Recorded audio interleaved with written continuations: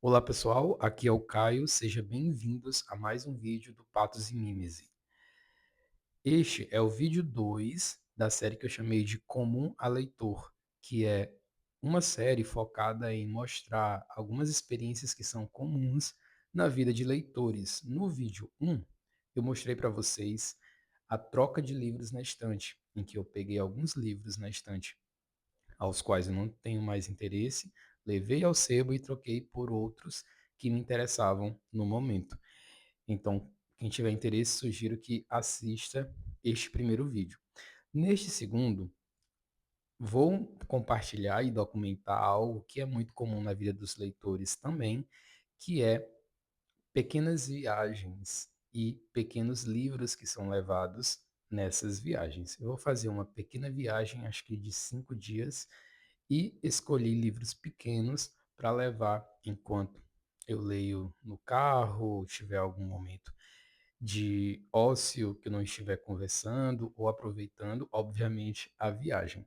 Eu escolhi este livro aqui que eu comprei no Esquenta Prime Day, que é o Senhor das Moscas, do William Golden.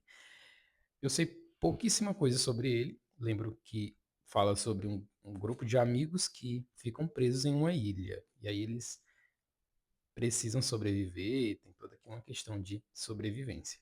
Ele é bem curtinho, como a viagem é curta, mas eu preferi levar mais um, né? Caso haja algum imprevisto, imprevisto que eu não consiga parar de ler, ou que eu leia muito rápido, enfim. Escolhi também o A Revoada, do Gabriel Garcia Marques. Então, esses são os dois livros. Eu vou documentar e compartilhar as, as leituras e os locais que a gente for. Enfim, sejam bem-vindos a mais um vídeo.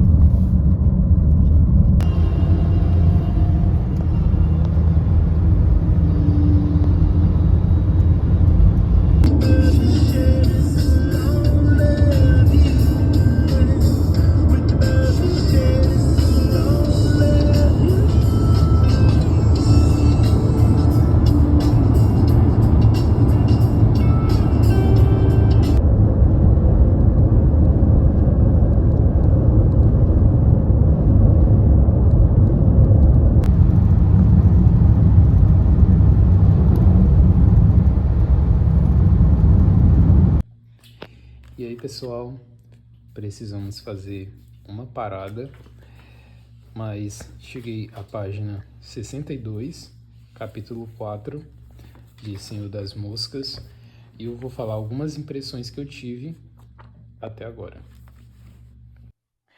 Então, pessoal, eu vou falar aqui algumas impressões sobre o início de O Senhor das Moscas.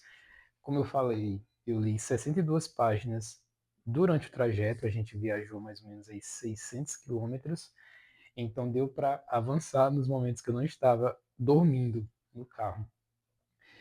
É um livro muito bem escrito, já deu para sentir. Se trata de alguns adolescentes que estão presos em uma ilha e eles têm uma necessidade de uma direção, eles precisam eleger um líder para guiá-los, para ajudá-los. Eles são adolescentes, mas tem uns que são mais velhos do que outros, então eles ficam nesse dilema de sobrevivência. Eles precisam comer, eles precisam se organizar, eles precisam vestir, eles precisam se virar nessa ilha. Eu percebi que é um livro muito bem escrito, ele tem uma ótima ambientação, realmente dá para perceber que o autor ele teve esse cuidado de ambientar o leitor nessa floresta, ele explica muito bem, nós conseguimos sentir esse desespero dos personagens, embora às vezes eles não sejam tão conscientes do perigo que eles estão correndo.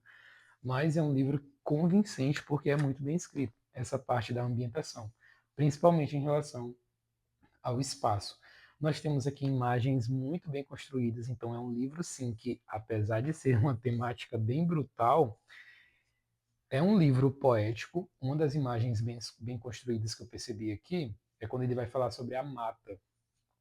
A mata é até um clichê, né? Mas enquanto a gente não evoluir a nossa percepção, a nossa sensibilidade com os textos, a gente vai cair em clichê, né? Então, a mata, a floresta, ela se mostra como um personagem, como se ela tivesse sentimentos. Inclusive, o narrador fala muito, no meio da ferida aberta na mata, tem alguns momentos que ele fala também que essa mata tem uma cicatriz. Então, realmente percebemos que a mata é como se fosse um personagem que estivesse ali vigiando esses adolescentes que chegaram, como se eles fossem realmente estrangeiros. Eles são realmente estrangeiros e é como se eles que devessem se adequar àquela realidade. É muito interessante também a forma como o autor nos mostra que esses adolescentes estavam em busca de uma perspectiva de Gênesis. É como se naquele momento eles estivessem livres de algumas amarras sociais, digamos assim, como as roupas, eles logo tiram as roupas. Também não fica claro se é por conta de alguma necessidade, aqui é dito que faz calor bastante, mas eles têm uma demanda de pureza. É como se eles estivessem nessa ilha, naquele estado de Gênesis. Então a gente lembra, sim, da narrativa bíblica em algum sentido. Até porque o título, embora eu não tenha chegado ainda em algum momento que realmente explique isso, mas o título tem uma alusão bíblica, porque o Senhor das Moscas, pelo que eu já vi na Bíblia, é o espírito de Beuzebu. Mas daqui a pouco, na leitura, isso vai se confirmar ou não. Eu vou voltar aqui para corrigir essa informação ou não. Mas dá para perceber essa ideia do Gênesis, né, da origem, da perspectiva da inocência. Tem muitas crianças aqui também que foram presas, ficaram presas por conta desse acidente.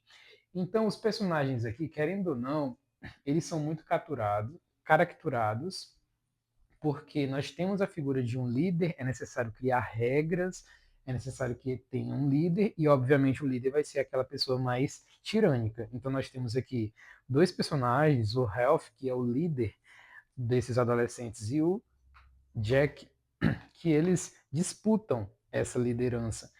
E também há necessidade de criar regras, então é bem comum e é natural realmente que algumas pessoas façam análises políticas desse livro. É como se fosse realmente uma alusão ao mundo político. Percebemos também a disposição dos espaços, porque o narrador ele detém muita atenção aos objetos que compõem os espaços. Então isso traz um tom estético também para a narrativa. Por exemplo, a concha. A concha tem um significado aqui de autoridade, porque primeiro, a narrativa começa só com o Health. E aí ele acha uma concha, tem o Health e também outro personagem. Ele acha a concha e ele usa essa concha para produzir um som, e aí outros personagens vão aparecendo porque eles ouvem essa concha, o barulho da concha. Então a concha ela denota autoridade para falar. Então quem está com a concha é quem tem o direito de fala, isso é bem legal na narrativa. Também nós percebemos um narrador que ele é muito crítico e esse narrador é como se ele também se rendesse à noção de hierarquia que é construída na narrativa. Nós observamos aqui que o Health ele ele é ele não se exime de praticar bullying com um dos personagens aqui. O personagem logo no início é um gordinho e ele depõe para o Health que ele não gosta de ser chamado de um apelido de infância, que as pessoas faziam bullying com ele, que é de porquinho. E o Health imediatamente chama ele de porquinho, começa a chamar ele de porquinho, enquanto aparecem outras crianças, outros adolescentes na trama, ele também vai chamá-lo de porquinho. Então, e a partir disso, o próprio narrador vai chamar esse personagem sempre de porquinho. Então é como se o narrador também se rendesse à noção de liderança, à noção de hierarquia que foi construída com o Health. Ele também se entrega a esse fascínio pela liderança, afinal de contas, quando estamos perdidos, querendo ou não, nós queremos alguém para nos liderar, né? Agora eu percebo que é um livro bem escrito, é um livro que te prende muito. Eu acredito que eu até li uma boa parte do livro, Mas vou continuar a leitura. Nós estamos no Pernambuco nesse momento. Paramos em Salgueiro. Esqueci o nome, como é o nome da cidade. Cidade Nova, não lembro se é a nova, não. Nós paramos em uma cidade do Pernambuco, só que a gente não vai ficar no Pernambuco. Nós vamos a Alagoas, Maceió. A gente vai ficar lá e na volta a gente vai ficar no Pernambuco, que é em Recife. Mas, enfim, a gente precisou parar nessa pousada. Aproveitei para dar uma atualizada em relação ao livro. Eu estou gostando muito, é um livro muito bom. Então, vou prosseguir. Amanhã a gente pega a estrada e eu volto para conversar. Acho que a partir da metade, não sei se vou terminar, não sei se como é que vai ocorrer o andamento dessa leitura.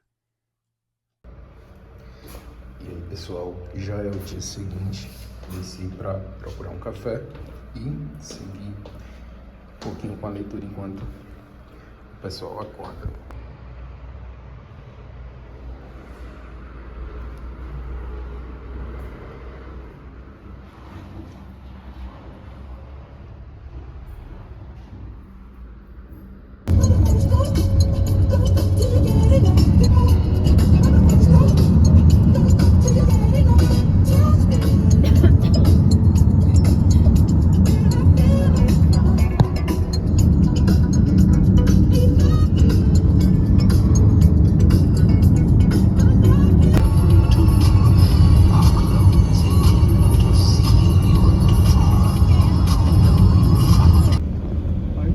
Já tinha o que aqui, a ponta dele e ali perto. Gente, é muito lindo. Meu Deus, eu tô...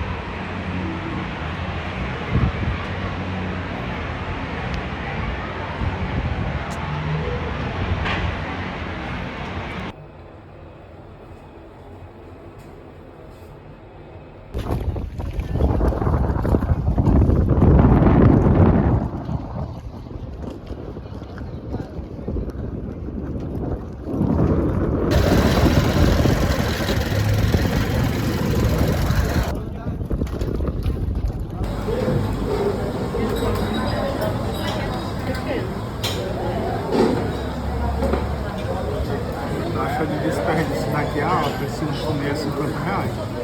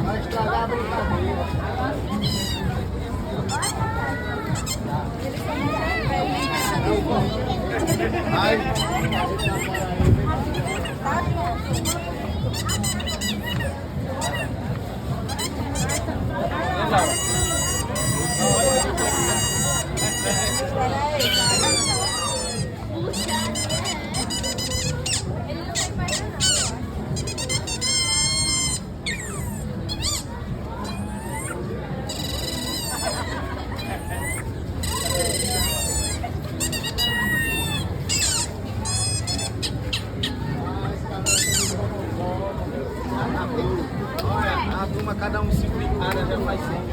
Aí.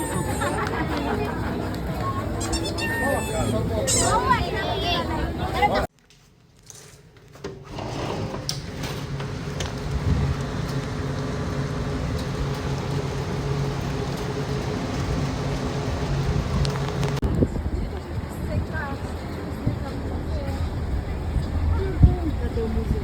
Olha aquela rosinha mais bonita do Brasil, pra cá. Aqui é lindo, cara. Então agora é pra ir pro shopping, vamos ficar tudo. Só sei que amanhã é pior, mas vai chover mais. Vamos pro shopping. Se na volta tiver que passar tudo, a gente vai.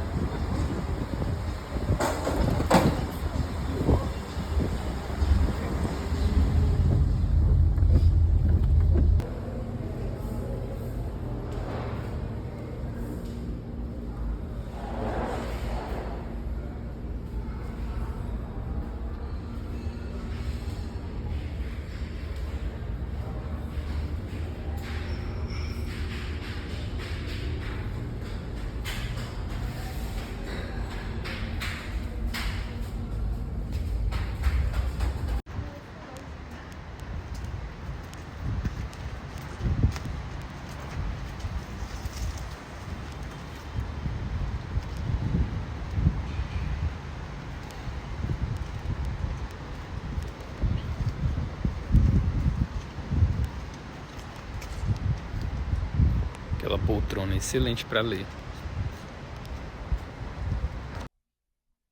Oi, pessoal, finalizei O Senhor das Moscas. Foi uma leitura muito fluida, que eu acredito que se eu tivesse em casa, eu teria terminado muito mais rápido.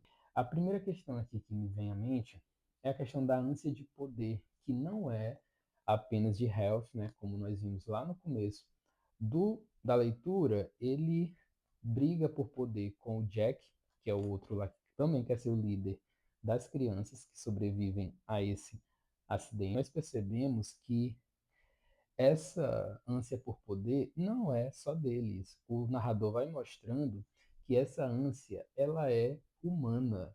Até as crianças, elas se mostram com essa ânsia por poder. Tem um momento em que tem uma criança que fica com algumas criaturas pequenas, né? Não deixa claro que criaturas são essas, mas é como se fossem caranguejos pequenos ou percevejos, enfim.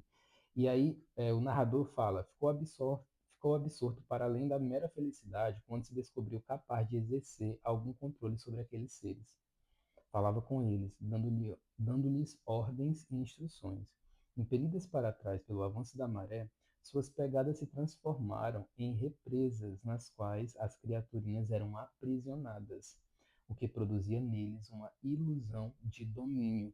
Então, as próprias crianças, elas têm essa noção de estar em um topo da hierarquia. Mesmo que Jack ou que Health comandem aquele grupo, elas também se sentem fascinadas quando elas conseguem aprisionar outros seres, aprisionar outros animais. Isso fica claro não só com as crianças, mas com todos os personagens. Em algum sentido, eles têm uma ânsia de poder. O narrador não se exime de ficar mostrando as características desses personagens. Nós vamos observar aqui que, em termos de política, o Health é sempre aquele líder carismático, esperançoso. Ele sempre vai acreditar que alguém vai resgatá-los. Eles precisam fazer uma fogueira para a fumaça subir e os navios perceberem a fumaça. Ele é muito esperançoso e, às vezes, os outros personagens o veem como alguém que é utópico, que acredita numa realidade que nunca vai acontecer. Já outros personagens, eles são mais fatalistas, como é o caso do próprio Jack. Ele fala: ninguém vai salvar a gente, nós temos que nos virar, nós temos que procurar comida, nós temos que nos entregar a viver aqui. E eles até se transformam em selvagens, eles começam a se comportar como animais mesmo, até na forma de caminhar, eles se pintam, eles vivem praticamente como animais, eles se entregando a uma natureza própria do ser humano. É isso que eu acredito que o William Golding quis trazer, que Em alguns momentos, há alguns que vão negar a sua própria natureza e outros que vão tentar lutar contra ela ao máximo e não vão se entregar ao, ao selvagerismo, que na verdade é o ser humano. Se nós formos parar para pensar, nós somos seres selvagens, sim. Isso mostra até quando nós estamos com fome, né? E o jeito como nós tratamos a comida, a rapidez. Se a fome for muita, você fica irritado, você vai ao mercado se a fila for grande, enfim. Nós observamos essa selvageria não só na questão do alimento, mas também até nas relações pessoais que nós desenvolvemos com os outros, no trânsito, tudo isso mostra uma selvageria. O porquinho, ele é um ser mais inteligente, mas ele é fraco, ele só tem inteligência. Enquanto isso, o Jack já é movido pela força, ele não tem carisma, ele só tem autoridade, ele só tem força e quer mostrar isso. Eu ainda tenho muita coisa para falar sobre isso, mas chegou a hora da gente pegar a estrada novamente para poder chegar em casa. Eu acredito que eu vou acabar aparecendo na minha própria casa, porque acho que nós não vamos ter nenhuma parada até chegar em casa. Mas eu finalizei e vou continuar falando sobre o livro, só que em outro cenário. Eu acredito que já quando chegar em casa. Como ainda faltam algumas horas de viagem, eu vou aproveitar para começar o outro livro do Gabriel Garcia Marques, que é A Revoada, O Enterro do Diabo. Rodoviária dobrando ali, subindo, né?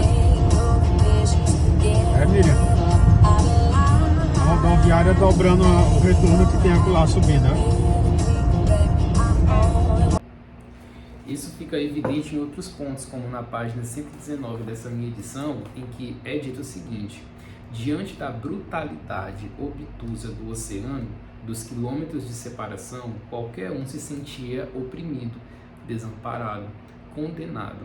Qualquer um se sentia, e aqui é interessante que tem um travessão bem no final, tem um travessão e o próprio narrador é interrompido. Então é como se ele mergulhasse no personagem, com uma ideia aqui de discurso indireto livre, para poder nos contar essa história. Então aqui a brutalidade do oceano é como se a floresta realmente torcesse contra a natureza, torcesse contra, de maneira que nós tenhamos aqui uma força da natureza que em algum momento ela vai emergir. A natureza deles vai aparecer com mais força, igual a brutalidade do oceano, igual essa força dos ventos, essa falta de crença no ser humano que a própria floresta tem.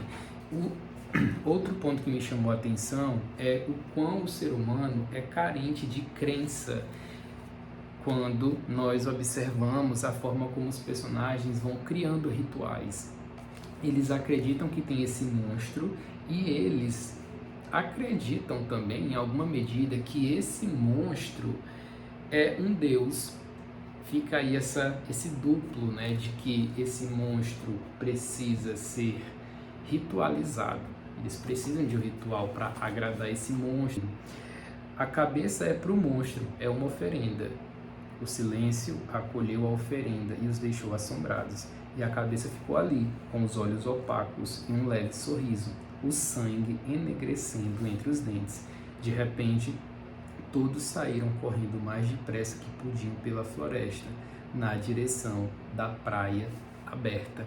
Então eles matam porcos e tiram a cabeça do porco e colocam em uma estaca, e aí fica escorrendo sangue. É uma sensação assustadora que temos quando estamos lendo esse livro, porque ele é muito bem ambientado. Então isso mostra como há uma carência aqui do ser humano em fazer os rituais. É impossível nós dizermos que esse livro foi mal escrito. Esse livro é um dos livros mais bem escritos que eu já li. Na página 148, há para mim a melhor ambientação de todo o livro, que é quando há um foco em um dos personagens centrais, que por mais que seja o menos falado, para mim é o personagem central, que é o Simon, porque ele é o mais consciente do grupo e, portanto, ele acaba sendo sacrificado em um sentido, porque é ele que percebe o monstro, é ele que realmente sabe que monstro é esse, quem é esse senhor das moscas. E na página 148 há uma ambientação que é tão bem escrito que realmente nos deixa com medo, uma sensação de horror. Eu tenho certeza que quem lê esse livro aqui, não como eu fiz numa viagem, né?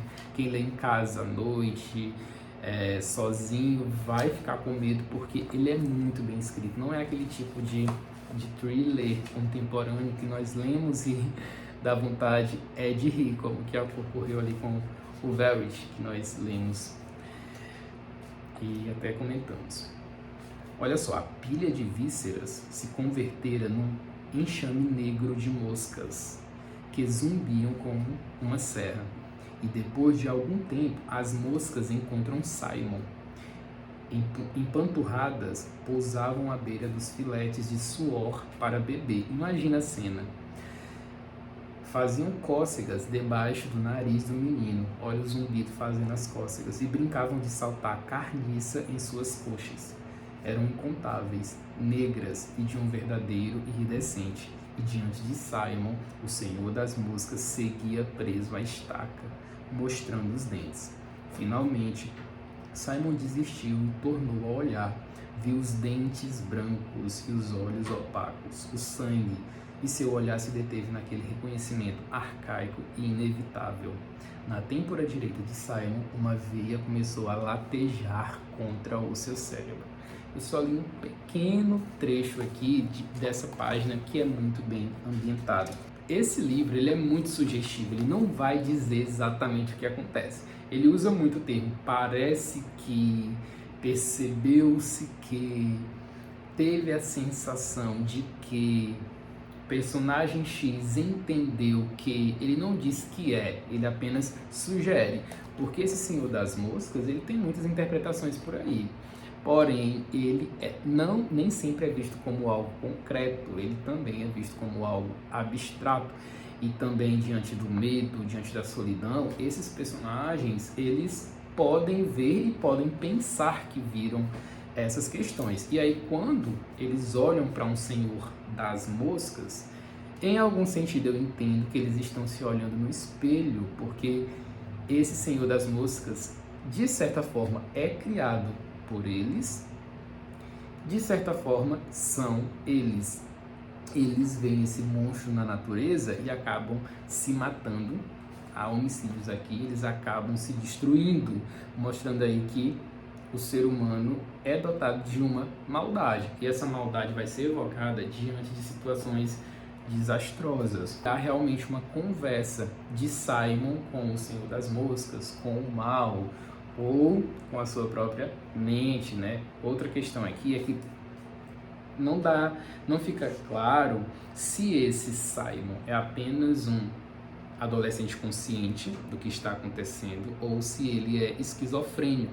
Fica aqui, eles sempre ficam, os demais personagens ficam sempre falando que ele é louco, que dão a entender que ele vê coisas, que ele é o único que vê algumas questões, até que eles descobrem que Simon realmente era o mais consciente, que não é diferente, né? Geralmente quem é mais consciente é chamado de louco na nossa sociedade. O quesito que mostra que esse livro foi muito bem escrito são as intertextualidades quase imperceptíveis que o narrador traz, e a sinestesia, aquela mistura de tato, paladar, visão, que nos deixa bem atentos à narrativa. Por exemplo, olha só o que o narrador nos diz. Os cabelos se arrepiavam na cabeça de Ralph. O som do seu sangue abafou todo o resto e depois ficou mais fraco. Olha só, o som do seu sangue. Imaginemos aí essa imagem criada, né? O som do sangue. É claro que o que tem som é o batimento cardíaco, mas aqui é dito que é o sangue que tem esse som. Imagina essa imagem do desespero, do medo, da forma como ele mistura aqui o cheiro do sangue também com essa ideia de que ele está clamando. Inclusive, em outras partes, nós também temos essa ideia de que o sangue é percebido. até pelo nome do livro, né? Senhor das Moscas. O sangue é percebido, o sangue clama, e que é claro que William Golding bebeu nas fontes bíblicas, né, para trazer essa narrativa. Como eu já disse, Senhor das Moscas é uma intertextualidade direta com o cânon bíblico, né, porque um deus satânico, o Beelzebub, o deus das moscas, o Senhor das Moscas, e aqui ele faz uma intertextualidade com o Gênesis bíblico, que fala daquela história de Caim e Abel, que quando Caim mata Abel, Deus chega e fala que o sangue de Abel está clamando por mim. Inclusive é uma das passagens da Bíblia que eu acho mais bonitas. Então, o sangue clamando, essa sinestesia é trazida no texto bíblico, e ele retoma aqui, quando ele fala que o som do seu sangue abafou, e em outros momentos aqui fala que o sangue, ele tem esse clamor. Chegamos em um sacrifício. Falei que o Senhor das Moscas é dotado de sacrifícios que os próprios meninos fazem, às vezes de forma consciente e às vezes de forma inconsciente. Uma das vezes de forma inconsciente, e nem tanto, né? Inconsciente é quando o porquinho morre, que é aquele personagem mais gordinho que sofre bullying. Porquinho, ele é morto como se fosse uma oferenda. Há um parágrafo inteiro, uma página inteira, na verdade, mostrando a queda, a forma como eles mataram Porquinho, e isso parece um sacrifício à própria natureza ou ao próprio Senhor das Moscas. É como se a natureza zombasse deles, porque eles mesmos estão se matando, dando a entender de que ela está certa, de que cedo ou tarde todos eles se matariam porque a natureza é má. É um livro bastante fatalista, que mostra como o ser humano, ele é um animal. Ele é um animal com instinto voraz, um animal que mata, um animal que fere, um animal que incivilizado, brutal, sangrento. Eu vou finalizar com a última citação, trazendo aqui a ideia de que a natureza realmente era um personagem, que ela estava tentando dizer algo para esses meninos, né? Esses meninos. Levantou a cabeça no arranco e ficou escutando. Agora havia outro som que precisava acompanhar. Um ronco grave, como se a própria floresta estivesse com raiva dele. Um sinistro ruído de fundo contra o qual os gritos ululantes se erguiam como um som aflitivo do giz que falhava no quadro negro. Temos aqui uma floresta viva, uma floresta que parece ser antagonista, mas que também parece que é parte do próprio Ralph, do próprio Jack, do próprio Porquinho, Simon e os outros demais personagens dessa narrativa. Não vou falar como finaliza aqui, para ficar alguma coisa de inédito para você quando você for ler, mas é um livro muito bem escrito, que nos afeta muito em Mímese, porque nos mostra essa condição do ser humano, o que é o ser humano em sua raiz e o que esse ser humano é capaz de fazer quando ele não está diante das regras que nós tanto condenamos hoje em dia, que nós tanto tentamos burlar. Mas quando o ser humano não tem regras, a regra é ser brutal. Então isso eu indico demais, porque é um livro que nos afeta em Patos, em Mímese. Ele é interpretado também como uma releitura de Gênesis, porque eles estão ali às vezes nus. Também tem a questão deles comerem uma fruta que parece a fruta do conhecimento do bem e do mal. Tem muita intertextualidade bíblica, eu percebi algumas, outras com certeza eu vou perceber quando eu for assistir ou ler algo sobre o livro. Fica aqui a indicação, e aqui eu encerro esse comum a leitor, né, que mostra um processo de leitura de viagem. Para finalizar, eu reconheço que aqui não é um livro recomendado para ser lido em uma viagem. Eu acho que seria melhor uma leitura em casa com mais calma, porque ele é muito simbólico, muito intertextual. Então, acredito que faça mais sentido fazer uma leitura em casa, você fica mais sensível para analisar o ser humano. Outra questão aqui que vale a pena eu frisar é que a intenção era que esse vlog tivesse outro livro, né? Porque na última parada, você acabou de assistir, que eu falei que iria começar no carro o livro do Gabriel Garcia Marques, que é A Revoada. Mas eu levei para o carro, ainda li a primeira página, mas não parava de pensar aqui no Senhor das Moças, que eu tinha acabado de terminar. Então eu me deixei ficar mais pensando nessa narrativa, mastigando melhor os significados. E aí eu percebi que era melhor deixar a Revoada ou o Enterro do Diabo para outro momento. Então aqui finalizo esse vlog de leitura de viagem. Até a nossa próxima leitura aqui no canal Patos e Mimes.